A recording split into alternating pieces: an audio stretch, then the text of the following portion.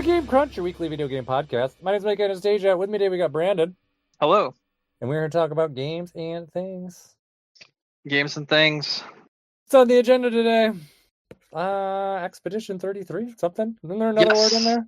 Yes, it's Clair Solaris. I don't know how it's pronounced. Let me check. Oh, Clair Obscur. Sorry. Clair Obscur Expedition 33.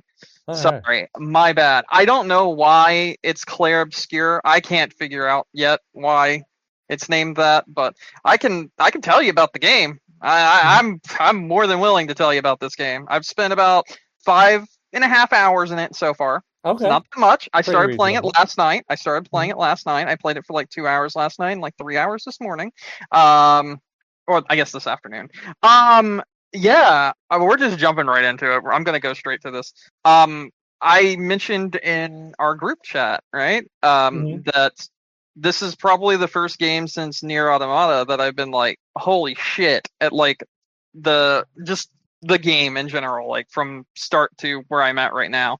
This game's a fucking masterpiece, or it's going to be a masterpiece. I feel like it.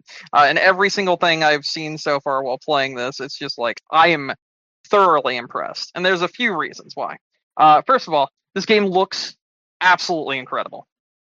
It is an Unreal Engine 5 game, and it doesn't run like an Unreal Engine 5 game. So that is also a feat to be like commended, basically. All right, but also the storytelling, the voice acting, and the world that they have built here is so fucking interesting and so different from any game I've played that, like I said, this is the first time I've had like this kind of feeling since Nier Automata. So I'll give you a little bit of the rundown of at least the start of the story without going too heavily into spoilers. So I'll tackle the prologue without giving the big major spoiler elements of the prologue. But I'll explain what this game is for those who don't know. Expedition 33 is a game about a world where every year they have to make an expedition. And the expedition is done by a people of a certain age. And sometimes people will join said expedition, and sometimes people will just accept their fate. And what I mean by that is there is this like witch like thing called the Paintress that off in the distance paints a number every year. They've been counting down from 100. And every year, if you are that age, when that person paints down to the next number, everyone of that age will instantly die. Okay. And that is the plot of this game. So, this opens with you at the celebration, essentially. Because before everyone of said age is whisked away, painted away, erased from existence, they kind of have this little get-together that's like a celebration of life for all these people. Because these people have pretty much come to accept their fate. But the people that haven't come to accept their fate have formed expeditions. And the expeditions are to go out into the world and attempt to end the Paintress. So that they will never be able to paint another number. And that people of an age won't be able to die. Everyone of expedition, or everyone of the age of 34 has just died. And she paints the number of 33. And now you and your team of people have until the end of the year to end this person's ability to kill everyone. But the interesting thing about this is since, older people in this world, they die. They just get written out of existence. Your history does too. So the history of people that have been like outside of this like one area where all this is happening is unknown to everyone because they can't pass it on, their legacy, to like their children and give them like their knowledge of the past because it wasn't able to be spoken. It wasn't able to be passed down from generation to generation because the generations are slowly getting lower and lower and lower and lower. So like now, essentially, like 100 years old is considered 33 at this point. You're considered the oldest you could possibly be when you're 33, because at the end of this year, she's going to paint down to 32, and everyone that's 33 is going to be erased from existence. Okay. So like it kind of like is dealing with mortality and this sort of thing and everything, like people's inevitability to like, you know, like stop this, and then people trying to fight back against this sort of thing. And it's very interesting. The music is incredible. The world that they have built is incredible, because when you leave on the expedition with your group of people, you're going to be inhabiting things that you had no idea existed, because no one could pass down that knowledge because everyone was erased beforehand. All the people that just stayed in the town, the main hub area, I'm going to call it, they don't have any knowledge of the outside world. And the ones that went out there and either came back or died out there, they couldn't pass down their knowledge. So there's nothing for you. There's nothing to tell you what you're about to head into. So all the characters that you're playing as in this game know as little about the world as you, the player, do. So you're learning alongside them at the same time what the world's actually like, what's actually going on. And it's very interesting to see that that element of this game. Yeah, it sounds very interesting. This is an RPG. It's turn-based. However, it is very different from any other turn-based RPG. How so? Because you could parry enemy attacks as well as dodge enemy attacks, but there are 3 different ways, at least so far in the 6 hours I've played almost, that I've found to dodge enemy attacks. And different attacks from enemies will have different tells, so to speak. So some enemy attacks, like your team that you're playing with, like your party might shout, "We need to jump!" And then you have to hit the A button in time before that enemy you're fighting lands their like ground pound that like does an attack on the floor, so that you can jump over their floor attack, you know, their area of effect attack. And sometimes there'll be an option where they like try to hit you, just like blunt force hit you. But if you parry it back and parry every one of the attacks that they try to hit you with, you automatically initiate a counterattack. And these are all in real time.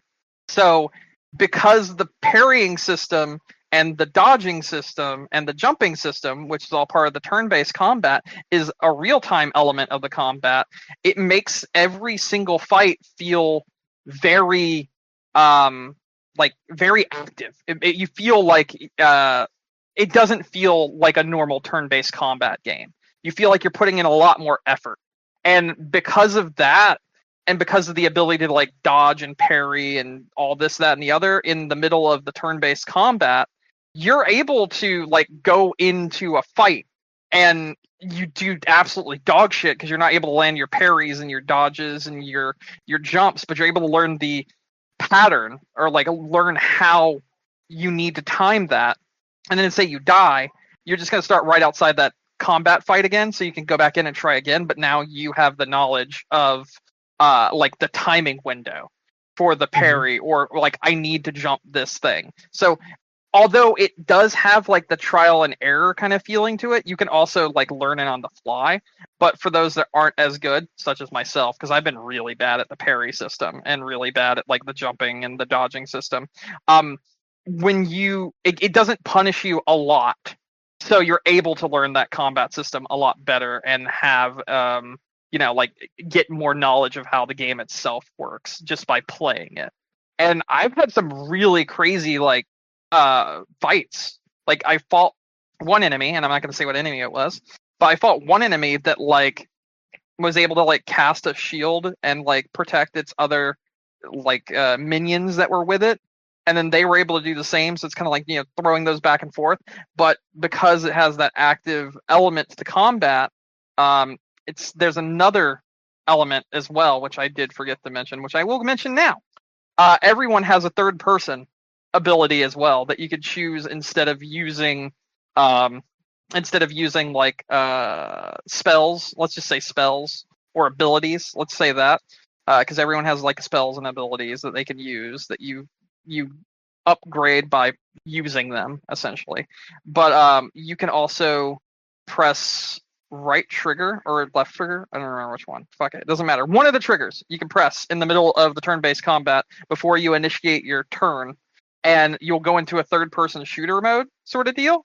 And if you're playing as a character that has a gun, you can use the third-person reticule aiming mode that it puts you into to shoot weak points.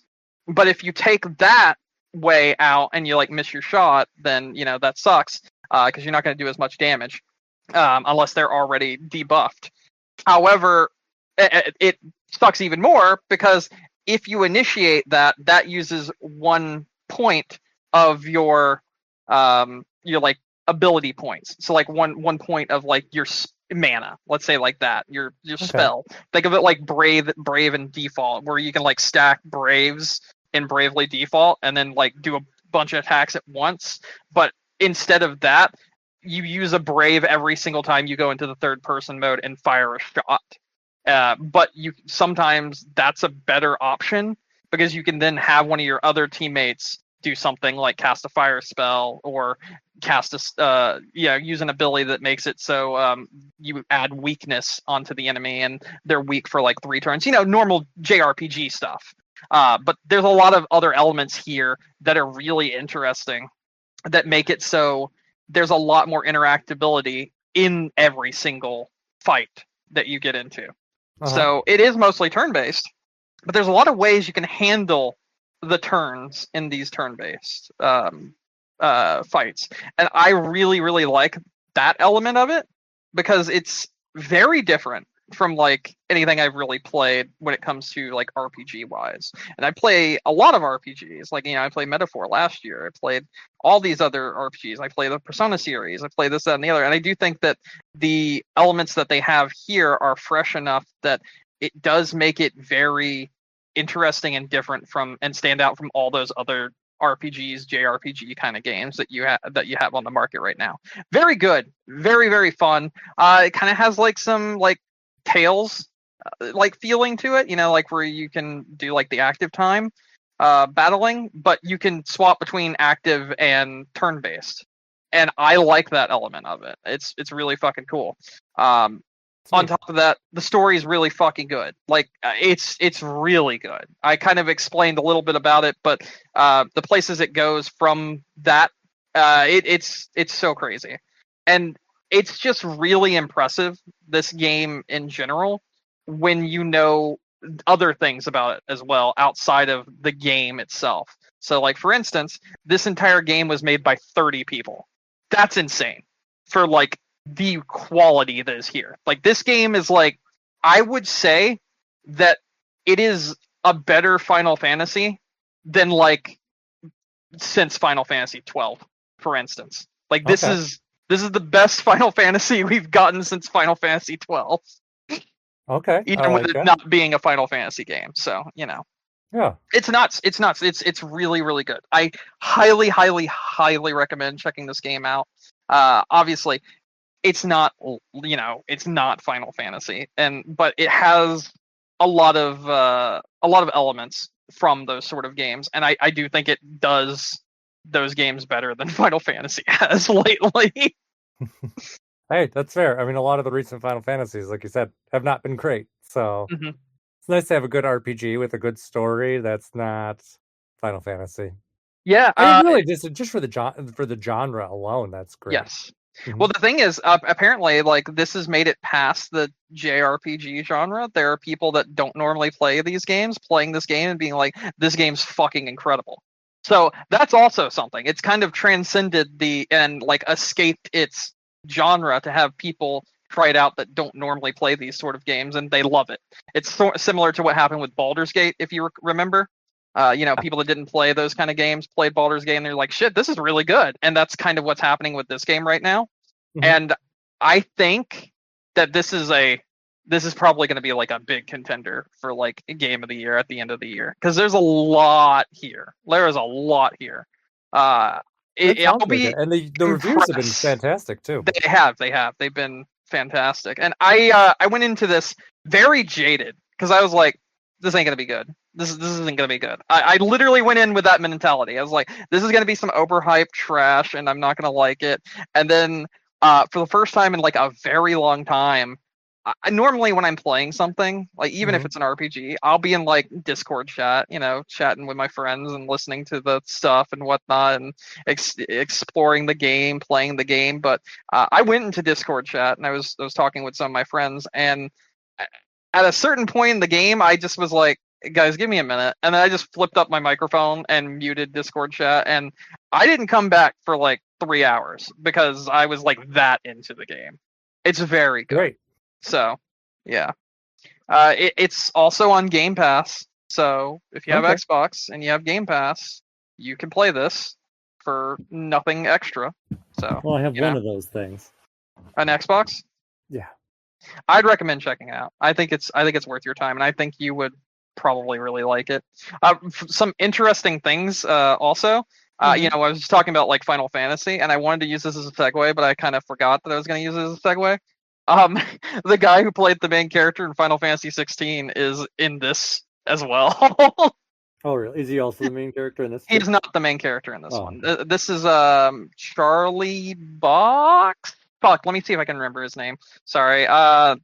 This man needs to have Charlie Cox. There we go. I don't know why I said Box. Charlie Cox is the main voice actor for Cox, Box, Yeah, whatever. I was one letter away. Anyway, he's the main voice actor for Gustav, and I guess another thing is this is like taking place in France, so it's not like a lot of the world doesn't have some kind of like general idea of where it should be, but then like when you go out onto your expedition, everything is just what the fuck is going on? What is this? Where am I? What is going on? But you play as French people, so it's like okay. So it's very clearly supposed to be the like main town area that you like start the game in is supposed to be like an alternate history kind of France area. And it's like okay, that's kind of fucking cool. That's very different. You don't normally have those kind of locations in these sort of games. And like I just said, it's very impressive what this team has been able to do. And I think the other thing is, I don't think this team's ever made a game before this. So this is their first one. And that's kind of crazy. Yeah, that's pretty impressive. Yeah. They've been like overwhelmed by how well it's been doing. They're like, I don't even know what to say, essentially. Yeah, no, I know. I feel like a lot of those kind of devs are really always surprised when that kind of stuff. But I mean, it had like no like big presence before it came out, and then all of a sudden it just kind of took right the fuck off. I remember it being on 2 Xbox like live streams and like nothing, not advertised anywhere. It was just those were the only 2 times I saw it. Yeah, so hopefully they do well with this. Hopefully they make some good money off of it. Hopefully get some opportunities to do some bigger and better things. So if I recall correctly, even with this game being on Game Pass, I think they've already sold 5 million copies. Oh, that's awesome. Let me double check. Holy shit. They've also had 1.5 million streams of the album. Wow. The soundtrack, which is just nuts. Yeah, that's great. It was the highest played game on Steam with like concurrently with like 120,000 people playing it at once. I'm only seeing 1 million, but I thought it was more. I thought they announced recently that it was more than 1 million now. I don't know. It doesn't matter. This game is incredible, and you should definitely play it. If you have Game Pass, check it out. If you don't have Game Pass, it's on PlayStation 5, it's on Steam, it's on Epic Games, it's pretty much everywhere. And honestly, I wouldn't even be surprised if this shows up on the Switch too, when later on down the line. Oh, I'm sure it probably will. With this kind of popularity, it makes sense to take advantage, especially with a new system. Just because that's so ripe for new players and new opportunities. So, yeah, I would not be surprised at all. Yeah, this game's awesome. Highly recommend it. That sounds like it. I'll check it out. Yeah, that's it for me. That's really all I have to say. I ain't got nothing else. All right. Well, I'm just gonna give a quick update on Xenoblade because I hit another milestone. So I am now 90 hours into this game. Jesus Christ! I fucking know. Yeah, it just never ends. I think I just finished chapter 9 is where I am. So I think there's, if I remember, I think it's 13 chapters for the story. So still a lot to go. But finally, at about 70-ish hours, I finally unlocked flight for my robot. So now I can fly around. And I just forgot how amazing it is once you get flight in this game, because it really changes things up, and that's why I decided to talk about it again this week. Um, because it's, you literally just, you hop in your scout and you just press the button to move upwards, and you just keep going up, and you keep going up, and you keep going up, and all of a sudden, it's really seamless. Like, you go from ground level to like hundreds of feet in the air in like seconds, and it's seamless. Like, you're just all of a sudden looking down on this landscape that just was so massive like seconds ago, and it just seems like just a tiny blip, from what it was. You can see like the whole landscape, you can look over everything, you can see like, everything that was in the distance, the other continents. It's just wild, like how amazing this game is graphically, and how well it handles, like, even just with, that transition from ground to, way up in the sky. Like, it does not stutter, like, it's just still so like silky smooth. So yeah, so this game is just still just an incredible like technical feat on the Switch. Like, it's really impressive. As for the game itself, like, it still is like, no big changes there. Like, it's, everything is just still lots of side quests, lots of story bits kind of here and there. And like I said, this is a game that's like perfect to kind of keep on the back burner and just kind of go back to it, do bits and pieces here and there, and kind of, you know, get done what you want to get done, and then, go out of it. A lot of the quests really don't take long. Even the story quests, like, they don't even take like, I mean, I said I'm like 90 hours in, and I had to have completed at least 100 of them by now. Um, just because there's so much. Some of them are fetch quests, some of them are like escort missions, some of them are um what else? What other kind of missions? Like combat missions. Like, they have like a nice variety of stuff you can kind of go through, and each one's kind of labeled with what kind of task it is, and you kind of can get an idea of like what kind of recommended levels there are. There are a couple side quests where like the recommended levels, like, probably like on paper like work ideally, but not necessarily in practicality. Like, there's a couple where I'm like, I should be more than easily able to kind of just stomp through them. And in terms of what I need to do to beat it, like, it's not that hard. But it's like, hey, go smash up this level 30 guy. But it doesn't tell you to get to the level 30 guy. You have to walk through these pathways with like super aggressive level 50 characters. Like, you're not going to be able to get through them in one piece. So um, some of it is really just kind of, you know, getting to things when it's appropriate. But all in all, yeah, I'm still really enjoying it. Like, it's nice. The music's slowly starting to grow on me. Um, I still don't love some aspects of it, but it is. I've decided it's at least very fitting for the like the content that's there. So that's nice. I have gotten to see some of the new content already, because they did add some new characters and side quests in this game. So there's a couple where I've kind of been like, okay, this definitely was not here before. So that's kind of cool. Um, but yeah, overall, I mean, if you're looking for like an RPG that will last you until the end of the time, uh, think about Xenoblade Chronicles X. There's a lot here. I have a feeling my goal is to be like completely fucking finished with this game by the time the Switch 2 comes out. That's my goal. I think it's doable, considering I've done like nearly 100 hours in 1 month. So, um, so it's got to happen. But I really don't have that much time left. I'm getting closer to the end, but yeah, just this shit needs to just start going. Like, I'm ready to like move on to like towards the end game aspect of this. But yeah, it's just, there's just a lot. Like, it's like I said, I'm 90 hours in and just still feel like I have so much shit left to do. Like, it just, every time I turn it on, like, all right, let's get back into these missions again. So that's that.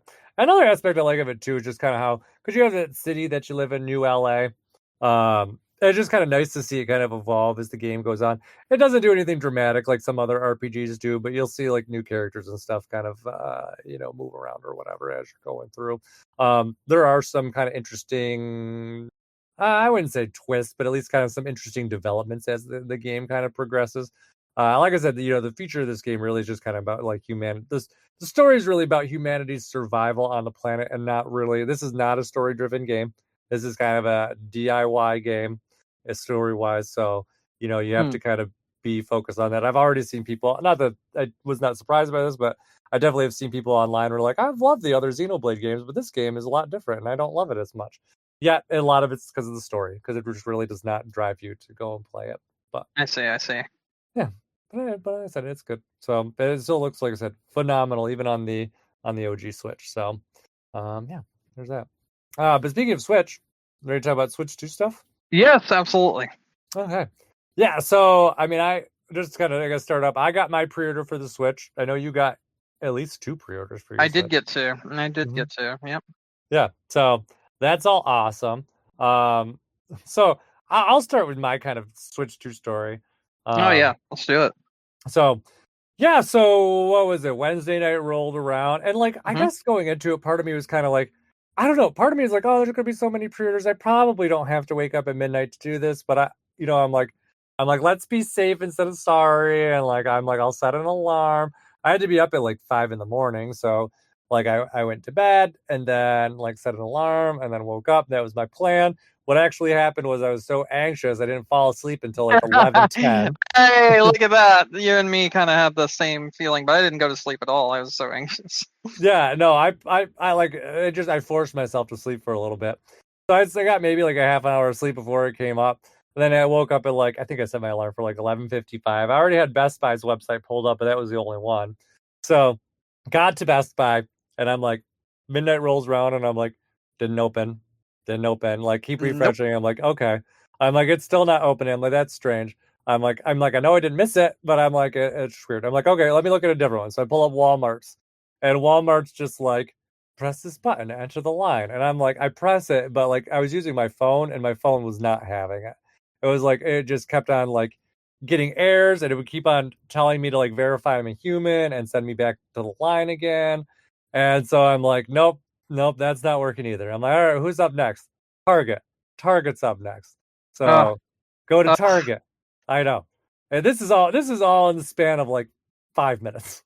oh So yeah. go to Target now. So I pull up Target, say, okay, they're in stock. Add to basket.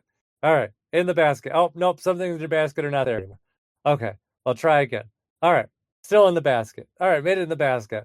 And then I made it all the way through checkout, and I was like, no fucking way. Well, that's it. I did it. So, Oh, did yeah, you? yeah, that's how I did it. Yeah, just through Oh, really? Target. Like, Okay, you got yeah, lucky. You got lucky, it man. works so easy. Yeah, reading about some people, Target. Target had lots of problems for some people. Oh, yeah. I was one Yeah. of them. I'm on the fuck Target train, and I will talk to you about that. Yeah, so I got through Target on like my second try. It worked like really easily, and I was like, oh, okay, that's good. I'm like, all right, that's great. So had my pre-order, and then I'm like, all right, let's go back to bed. And then like I woke up like an hour or two later, and I'm like, wait, I didn't pre-order anything else. So so then like I'm like, because I got to go to the bathroom or whatever. So like while I'm on the phone, I'm like, well, let me see what's there. And I'm like, oh, all the accessories are up and the amiibo. So then I'm like, well, I'm starting to add like, so I go back to Best Buy's website. I see that the amiibo are open, and I'm trying to add them. And every single one I add, it's like, this is a high demand item. Let me see if you can add this to your basket. And like, I'm like, wait. And then it's like, okay, you can add this one. Like, and when I say like, wait, it's like maybe like 2-3 minutes. Like, it's actually like a pretty substantial time. So add one in. Then I do the next thing for the next Street Fighter one. I do the next, and so it's like 10 minutes are going by. I'm like, this is really fucking annoying. And I start to do the Zelda ones, and then they're starting to give me errors. So I'm like, okay, whatever. I'm like, just check out with the Street Fighter ones, get them done. I'm like, let me try my boy Target again. So I'll go back to Target. I had them all instantly, except for one, because for whatever reason, one of them just never went live that night. And it still hasn't. So, but I got 3 of the Zelda ones and the Street Fighter ones. So I placed those orders, and then I do that. And then I'm like, I start to go back to sleep again. And then I'm like, wait, what about accessories? Like, I wake up again, and I'm like, well, what accessories do I want? And I'm like, well, I started a Pro Controller, and then I did the camera, because I know it's stupid, but I just want it. So, did those things. And then I go back to sleep, and then I'm like, oh, wait, what about other accessories? And I ordered like a screen protector and a case. Yeah. So I think that's all I ordered for it so far. There is still some other stuff that I want to order for it, accessory wise, but I'm like, okay, I'll just leave this for now. Because I really wanted to see if that other amiibo would go up, and then I would just package it with something else that another accessory that I want, so that I don't have to pay for shipping. But I'm like, I'll just wait and see how things go. But I'm pretty sure that between the amiibo, the SD card that I told you I ordered before this, the accessories, and whatever else, pretty sure I dropped about $1,000 on this Switch. Jesus Christ. Yep. Yeah. So, well, because you think about it, it's like Switch is $500, then $200 for the SD cards. That's $700. Yeah. The two sets of amiibos that I was able to order, that's like $100 each, so that's another $200. So that's like $900. Then the Pro controller's like what, $80? Camera's like $60. Yeah. So. Yeah. Okay. Yeah. I dropped $1,200. But at least you got two systems. Like that's the difference. I did. Well, okay. Let's have my story because mine's a little bit better, right? Yeah. Okay. Because yours doesn't sound complicated. Oh, mine was hella complicated. All right. Yeah, mine really wasn't complicated. I had it like very easy. Yeah. So I was in a Discord call with all of my friends. Yeah. And we all decided pretty much, you know what? We're all just gonna try to get one. We're all gonna help each other. We're all gonna get one and everything. So it's like, all right, cool. We're gonna do that. So I log into my Best Buy, my Target, and my Walmart account. All three of them. Yeah, I'm sitting here. I'm waiting for it to go live. Target goes live. Boom! Click. Add to cart. All right, it's in cart. I click the item. It tells me there's a problem. It doesn't tell me what the problem is, but it tells me there's a problem. I refresh it, tells me there's a problem. Does this for about 5 minutes. Meanwhile, while I'm having to deal with that problem that's not going through at all, I am also on Reddit, and I'm also like reading things on Twitter at the same time from other people attempting to get theirs all at the same time, and talking in a Discord call all at the same time. So. Yeah. We find out that if it tells you that there's a problem at Target, that's because they actually already sold out. So the one I was attempting to buy at the time was already sold out before I was able to get my hands on it. So Target was a no fucking go. So I gave up on Target.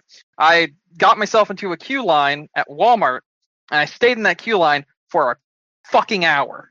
Never fucking moved. The only reason I left that queue line is because my buddy said, hey, I just saw something on Twitter. It says if you try and buy the one that doesn't have Mario Kart, you will instantly be able to buy it. So I'm like, there's no fucking way. So I put the one into my cart that doesn't have Mario Kart, and I put and then I put a copy of Mario Kart into my cart as well.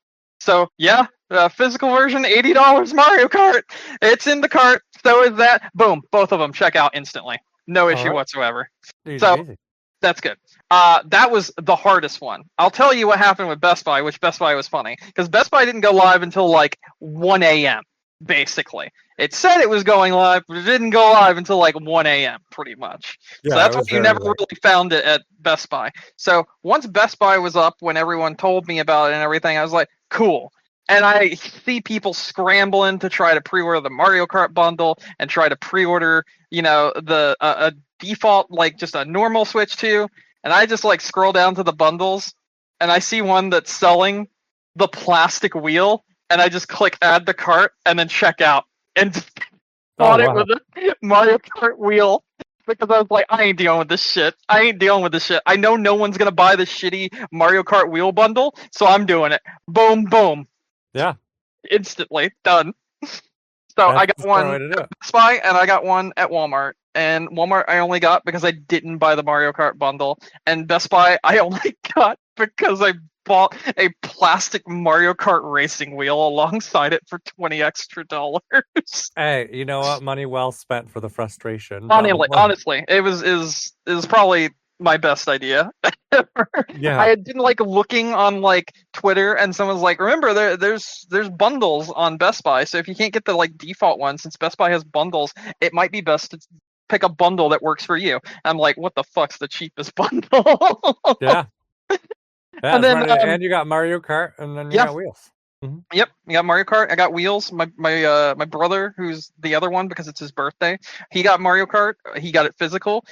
Granted, it does say it'll arrive by June 6th, not June 5th, which the console says June 5th. But I'm expecting them to arrive at the same time, and it's just saying that to cover their bases. But he got a physical copy of Mario Kart for $86 and whatever, just to get rid of the hassle and be done with it. I'm fine. So like that went off pretty well. Aside from fighting with Target, and Target was just dumb as fuck. You'll be happy to also hear that my other friend got a hold of his Switch that was in the call with me. He got him a Switch. I believe he got his from Best Buy. Yeah. And then my other friend that was also in the call got 4 Switches. Oh, jeez.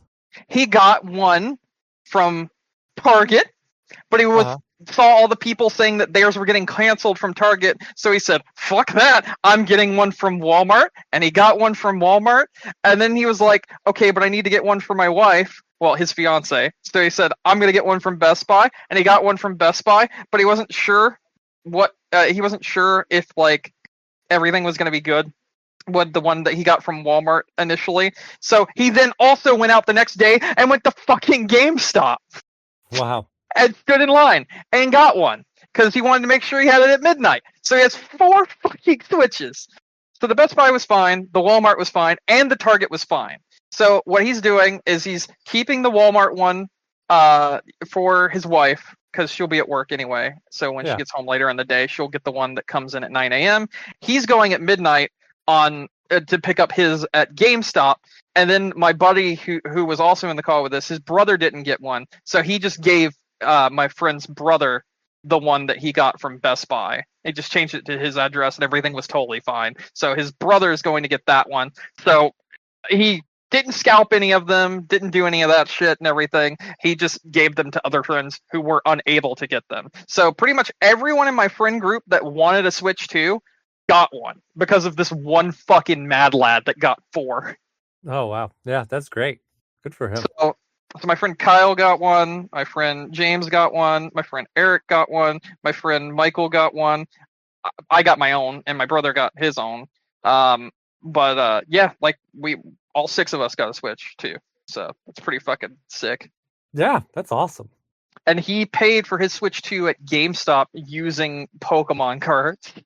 Oh, hey, that's pretty wild. I didn't even know they took Pokemon cards. So Pokemon cards are the new thing GameStop's doing. You know how like they tried doing like Funko Pops and they tried doing retro games and whatnot? Well, now they're taking slabbed Pokemon cards, like graded cards. So he had a bunch of cards that he got graded, and they gave him like $400 and something for his cards, and he sold like 3 of them only.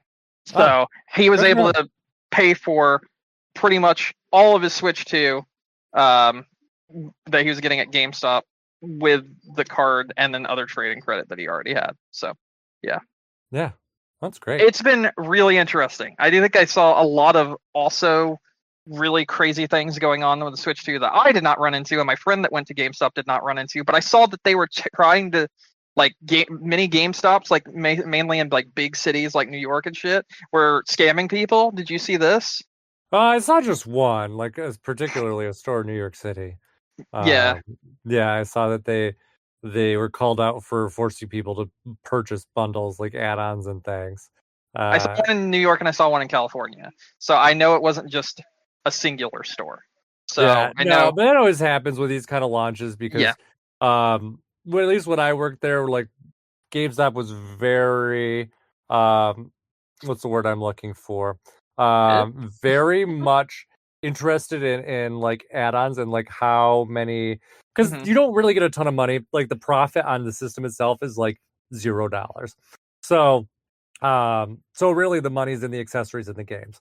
So they push and they incentivize employees to do that. And just like any other kind of thing, like if you incentivize employees to do it, even if it's either through contests or through like termination, someone will inevitably cheat. And that seems like that's what happened in this case, because it didn't sound like it was a GameStop like corporate thing. It sounds like it was just a local issue to those stores in particular. and yeah, it sounds like someone called them out on it and they're investigating. So, yeah, so that sucks. Hopefully, they take care of the people who either returned away or were forced into buying stuff that they didn't want to. But yeah, not cool. Someone will probably get fired for that.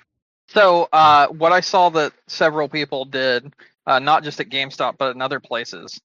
So, like, I got the bundle and I didn't give a fuck. I just quickly got my bundle with the $20 racing wheel and fucking got the fuck out of there. I saw some people, which is really smart, they added the like $700, $800 bundle that Best Buy had, went to checkout and removed everything from the bundle and then just checked out with the Switch 2. And it worked. So I saw some people were able to pull that off, which was nuts. And I saw other people that had the GameStop exploit them, ended up going back the next day and canceling all the accessories and keeping their pre-order. Yeah, at that point, they're not going to stop you at that point because they already got what they wanted initially. Mm-hmm. But yeah, no, still sucks though. Shouldn't do that in the first place. No, it shouldn't have been done at all. Yeah.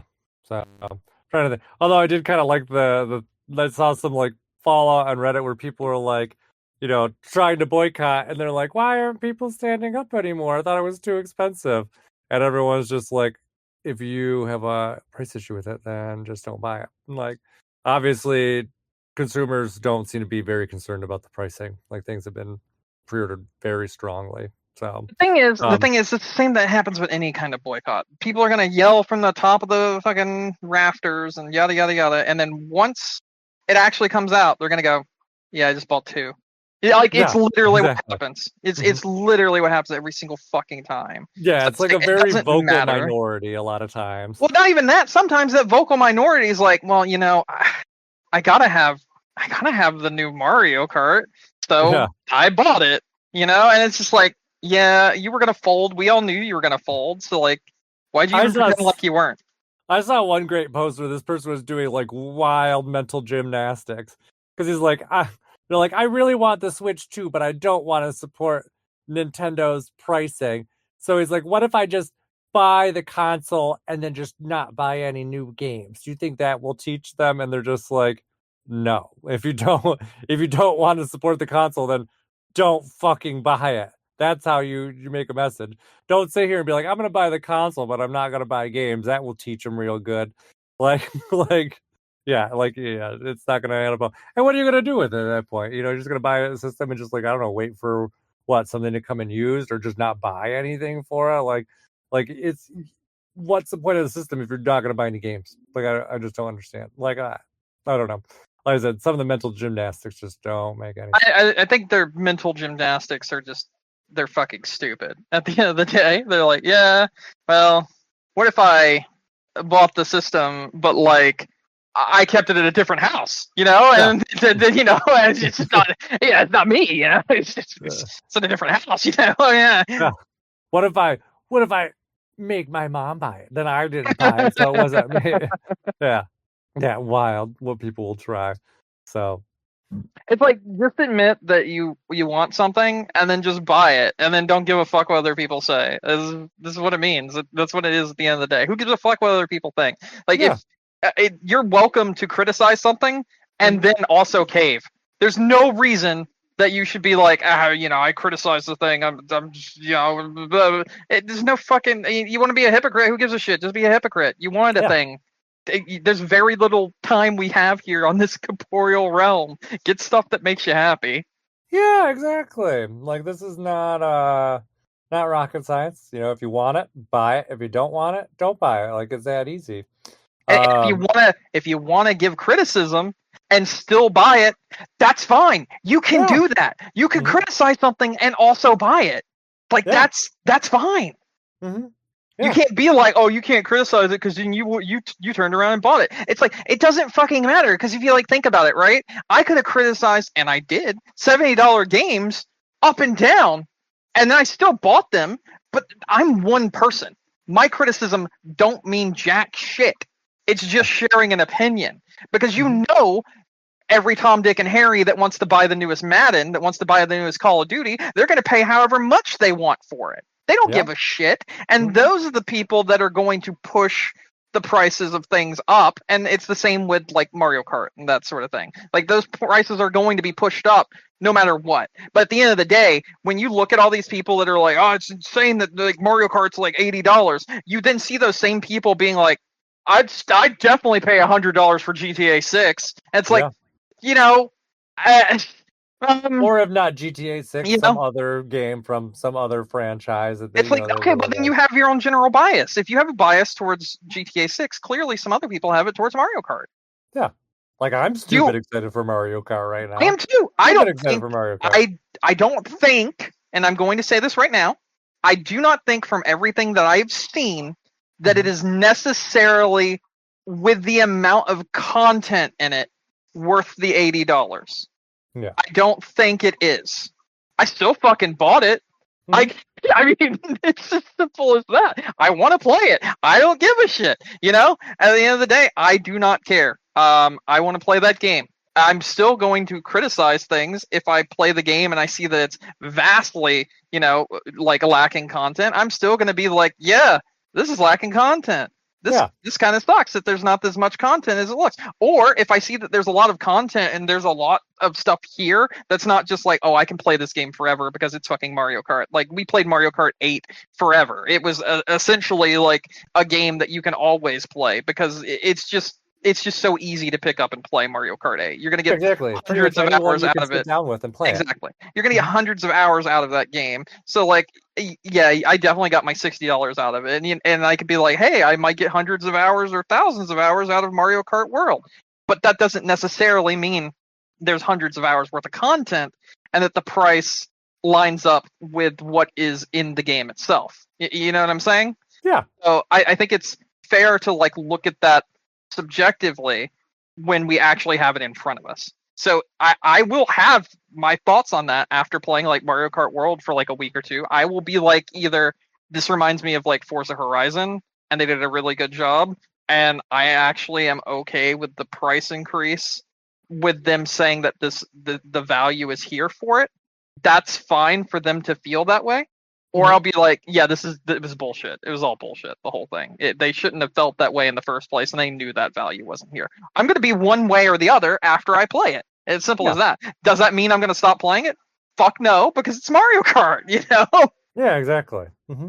Yeah, and I think Nintendo's looking at this, at the very least, they're probably looking at it like, hey, you know, we have, you know, with the Mario Kart 8 when it came out, that was a $60 game, and it was, you know, eight GPs and, you know, battle mode, and that's what it has. And now they're probably looking at it as like, okay, so we still have all of those, but now we have this free roam mode, we have that, whatever that thing is, like the knockout races, and all this other stuff, you know, things to go and explore and find. So I think that's kind of where Nintendo's looking at it. Whether or not, you know, they actually have enough content there to justify it, TBD, we'll see. But at least so far, I'd say the previews have been at least reassuringly optimistic. So there is that. Although granted, I am at least sitting in a position where I'm like, I'm still not spending. Did not spend $80 for this game. I spent $50 because I got it in the bundle. So well, I did. At least on one of the copies was $80, and I did pay for it. So am I a dirty hypocrite? Yeah, probably. But like, at the end of the day, I don't care. Yeah, you know, like you said, you're gonna have a shit ton of fun with this game. So, yeah, I don't know. That's how I look at games a lot of times. Anyways, like, am I gonna have a shit ton of fun with this game? Yeah. Would I spend $80 on like a 5-hour indie game? No. But Mario Kart, like I agree with you. Like you will get hundreds, if not more, hours out of it. Like it'll be worth every penny probably in terms of like time. I do think, and I mentioned this before, I do think like looking at a game and basing it off of how many hours you get out of it is also an inherently flawed way to look at something. Because like you can get hundreds of hours out of Assassin's Creed Shadows or Assassin's Creed Odyssey or yada yada yada.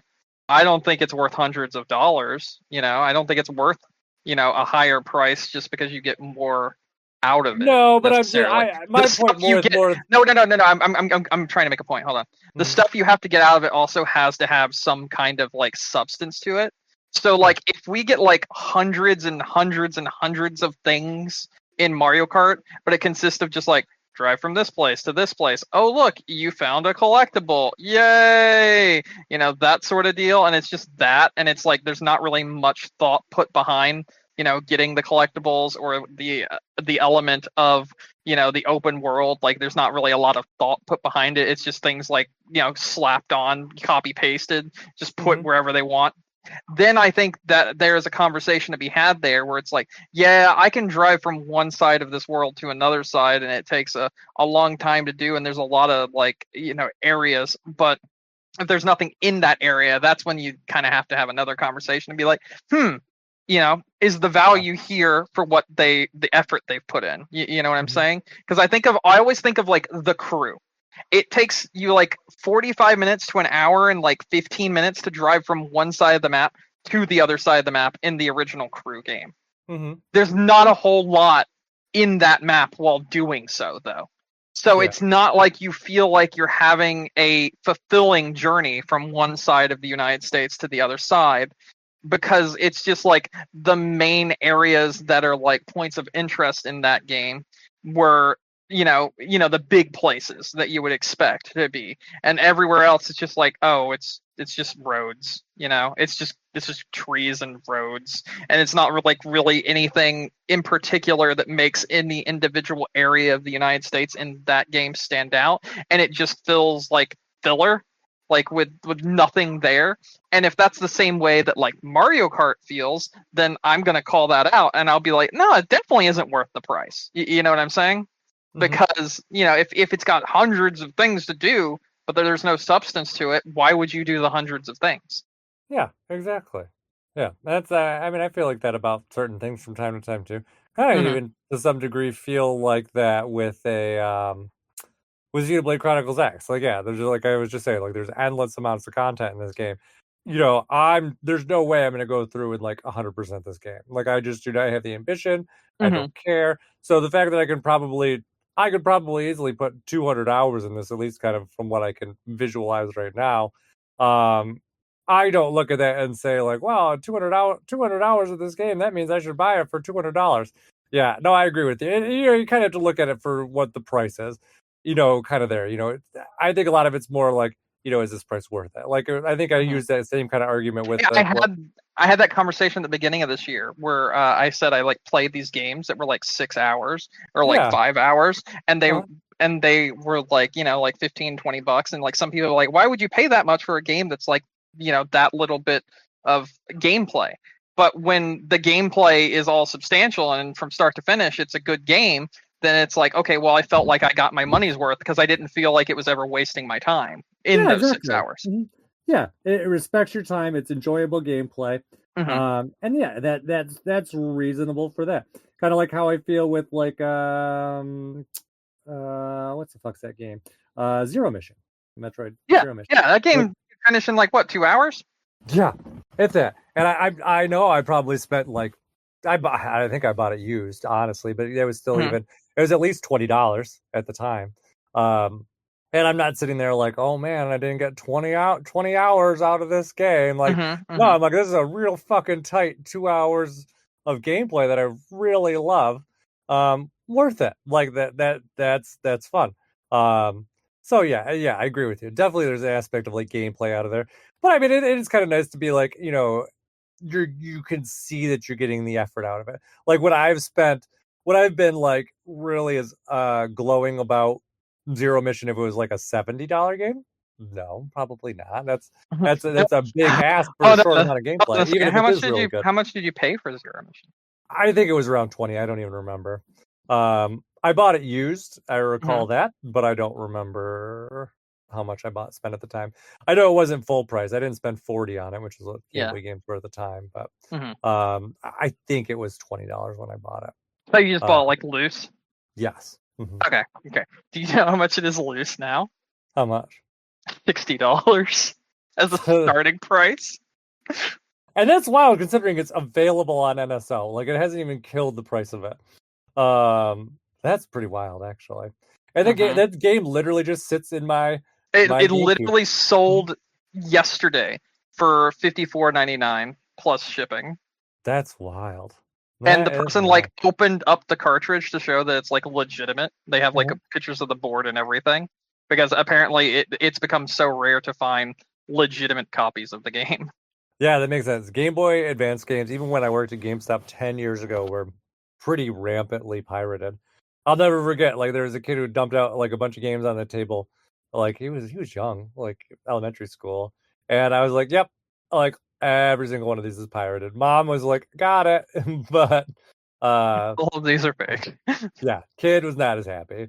The thing is, okay, so you get those games from Tom, Dick, and Harry place all over the place in the United States, and they have made so many fakes now of both N64 games and Game Boy Advance games that it's what the fuck? There's so many in circulation that at times I'm starting to believe there are more pirated fake copies in circulation than there are real ones. Probably.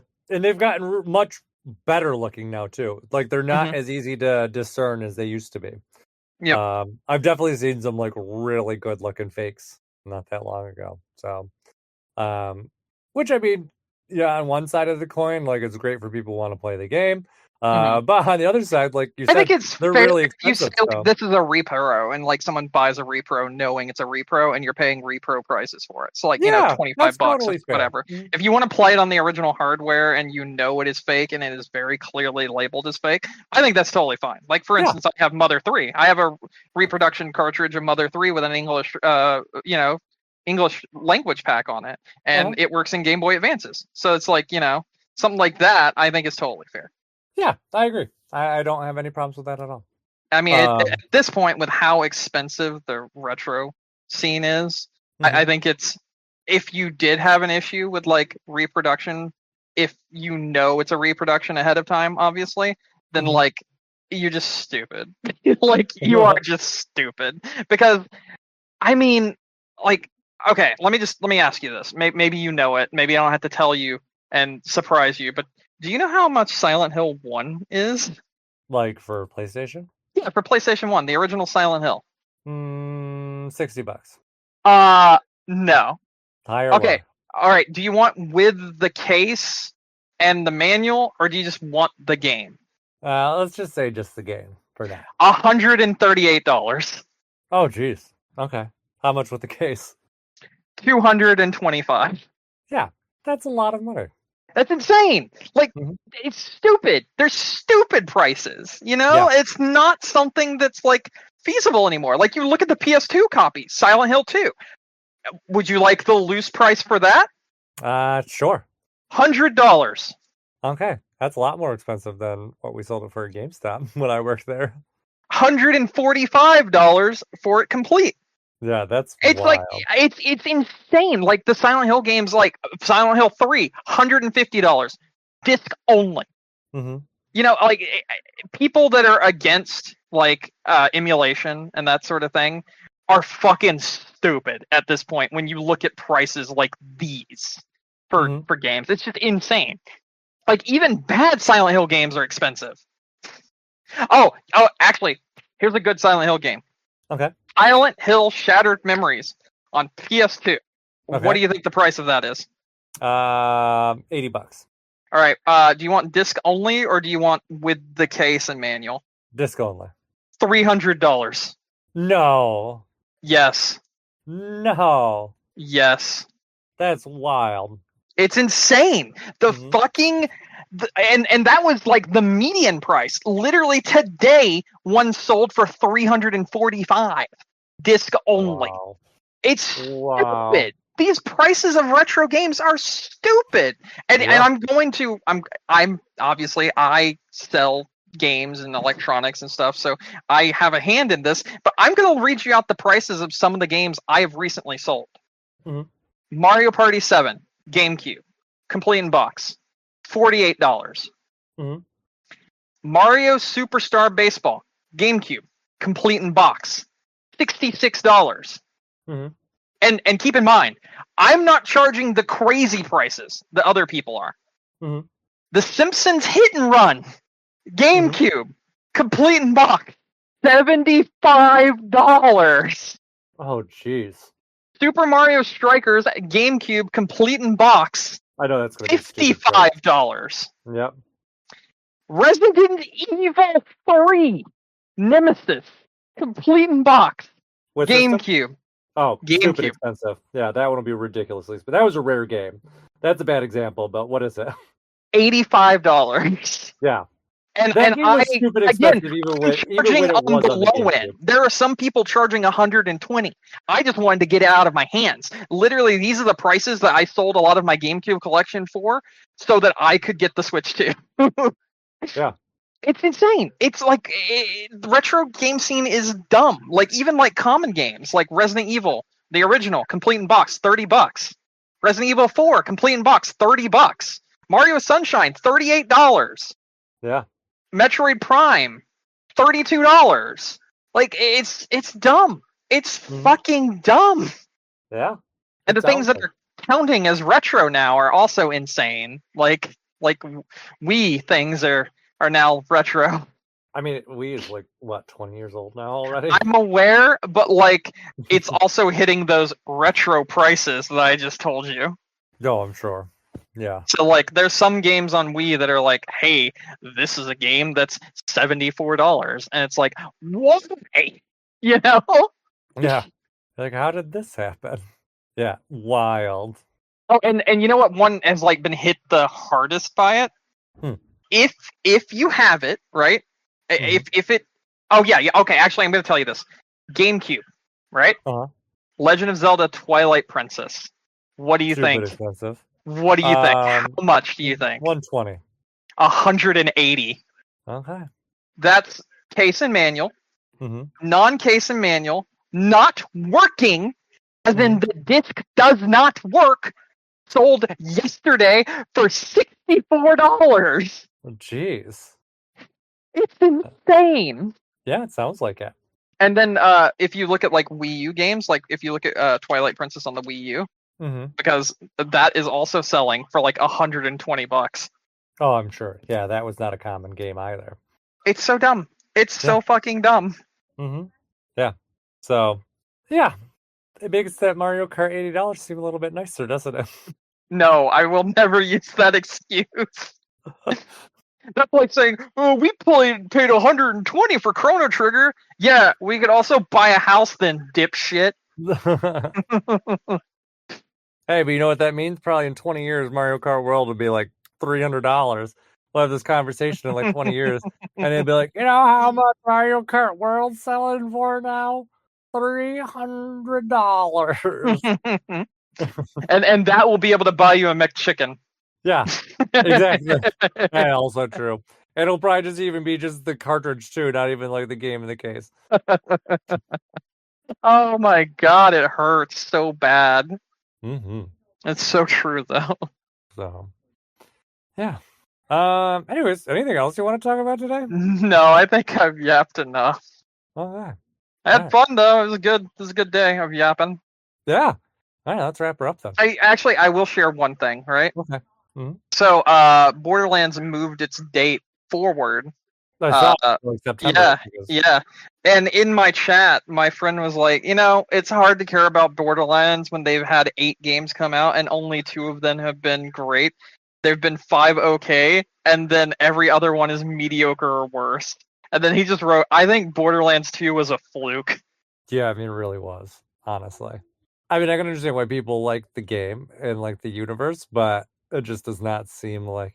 This is... The way they treat that game is very much the same way Ubisoft treats Assassin's Creed. They're like, all right, they're like, we hit gold once, let's keep digging, we'll find it again. Like maybe this time it will be right. I would argue that like they've even done worse than Ubisoft. Yeah, I mean, Ubisoft has at least had a couple good hits with. I can think of like 4 Assassin's Creeds that are good off the top of my head. And like I can only think of Borderlands 2 for being a good Borderlands game. Yeah. I think that's more of a difference in scale though, because you think about it in a different way. It's like, yeah, there might be 4 good Assassin's Creed, but what's that mean? There's 20 mediocre ones. That's fair. That's fair. But I'm like sitting here and I'm thinking like, Black Flag was amazing. That's a really good Assassin's Creed game. Yeah, a lot of people like Assassin's Creed 2. I like Assassin's Creed 2 and Brotherhood. Both of those. So I haven't are played really a lot of them, good. so I just have like anecdotal things. But it's kind of like a lot of people didn't like one. I mean, one was a good foundation, but it wasn't a good game. One was so flawed because like they were just throwing anything and seeing what sticked. Essentially, yeah. 3 I know a lot of people didn't like. 3 is one of my most hated games of all time. Yeah, then there was, but yeah, like I said, it's like Black Flag. A lot of people really liked. Black Flag is just incredible. Liberation, people really did not like. Yeah, it was fine. It was just like it was a whole lot of nothing. It was very mediocre. But that was there's so many in between. PSP game, I think. So it's like yeah, or maybe it was Vita game. That was a Vita game. So like it's gonna have some concessions there essentially. So understandable, I guess. But I don't know. Yeah. I liked Assassin's Creed Origins, which was the first one where they did the RPG elements of it. Okay. I liked that one a lot, but I really like Egyptian things, so I liked it because of that reason. I thought I was gonna like Odyssey, and I did for like the first 10 hours, and then it just was like I really don't want to continue doing this. Essentially. Yeah, understandable. I didn't like the Viking one, which was Valhalla. I haven't played Shadows yet, but it just looks very not good. Yeah. I don't know. Ubisoft does have a lot of like games where it's like they have like 1 or 2 really good ones, and then like all the rest are like meh or this is just bad. Far Cry comes to mind. I think Far Cry 6 is again one of my most hated games of all time. Thanks Ubisoft for making 2 of my most hated games of all time. I don't know. There's some pretty offensive games out there. Yeah, but I think there's a big difference between like offensively bad, like it's just not a good game, and you could be like, this is objectively not a good game, and then just so bad because it's competent and it's sound and it's like a game, but like it's so fucking boring that you can't even make fun of it for being bad. You can only be disappointed. It's kind of like the whole parents thing where it's like, I'm not mad at you, I'm just disappointed. That's how I feel about a lot of Assassin's Creed games and Far Cry games. And honestly, sometimes disappointing is worse than bad. Yeah, that's true. You can have a bad game and still find entertainment in it. A boring game is just gonna be boring. Yes, exactly. Kind of like Miyamoto's old thing, like, a delayed game will be good eventually, but a bad game's bad forever, or whatever that thing is. So. Yep. Yeah. Yep. Yeah. All right. That's it. I got nothing. Okay. Well, on that note, thank you everyone for listening to us tonight. Don't forget to find us on iTunes, Stitcher, Google, Amazon, YouTube, wherever you get your podcasts. We also have all of our episodes available on game-crunch.com. And if you want to send us an email, gamecrunchcast@gmail.com. Brandon. Hello. Any final thoughts? Nah, I think I'm good. All right. That said, my name is Mike Anastasia. Find me online. I'm Clash of Penguin there or on your favorite gaming console. And until next week, game on. Game on.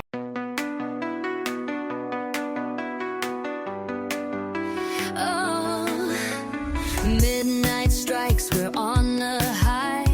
Fingers crossed, the seconds fly. Refresh the page, the stars align. Switch to preorders, now are mine. Hearts a drum, it's pounding loud. We beat the bots, we're so damn proud. This moment's ours, the world can wait.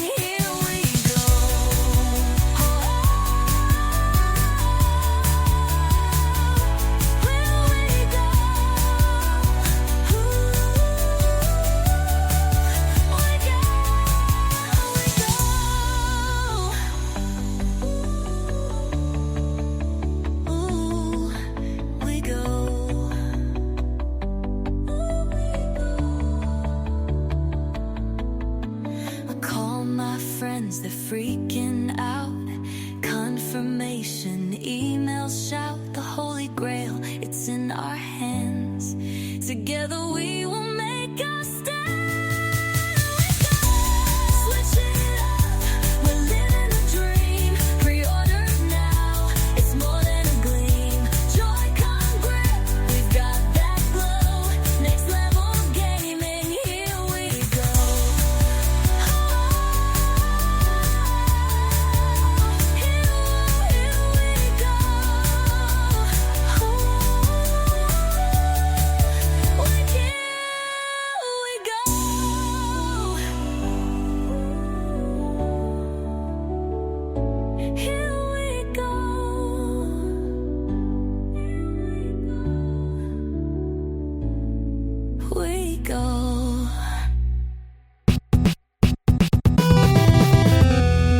Well, I can tell you one story to cheer you up because I've been telling this story like 3 times today. It's a gross story though. You want to hear it? Oh yeah, go for it. Nothing Yeah, to do absolutely. with video games, but it's just I know, that's fine.